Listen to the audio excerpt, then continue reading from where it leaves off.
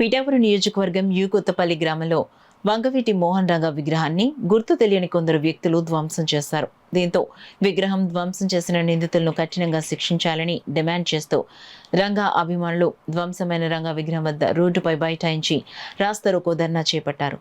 పోలీసులు విగ్రహం ధ్వంసం ఘటనపై దర్యాప్తును ప్రారంభించారు. పూర్తి నమ్మకం ఉందని మొన్న కొత్తపల్లి ఎస్సీ గారితో మేము పిఠాపురం సీఏ గారితో కూడా చట్టం మీద న్యాయం మీద మేము ఇంకా నమ్మకంగా ఉన్నాం కాబట్టి ఆ రోజు మేము వాళ్ళకి గౌరవించి ఆగటం జరిగింది. ఈరోజు మళ్ళీ ఇదే రిపీట్ అయినందుకు దీనికి తగిన చర్యలు అంటనే పోలీసు సిబ్బంది వారు తీసుకుని మాకు న్యాయం చేసే వరకు మేము దీక్ష కొనసాగిస్తామని మేము మనవి చేసుకుంటున్నాం. అలాగే మాకు ఇప్పుడే వంగవీటి రాధా గారు మా గురువు గారు కూడా ఫోన్ చేయడం జరిగింది. సాయంకాలం 5 గంటలకి ఆయన రావటం జరుగుతుందని చెప్పారు.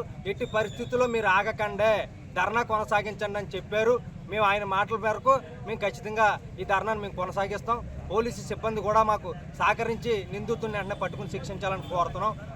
మీరు చెప్పారండి, మేము ఎప్పుడు చట్టం మీద న్యాయం మీద మాకు నమ్మకం ఉంది కాబట్టి ఆగాము.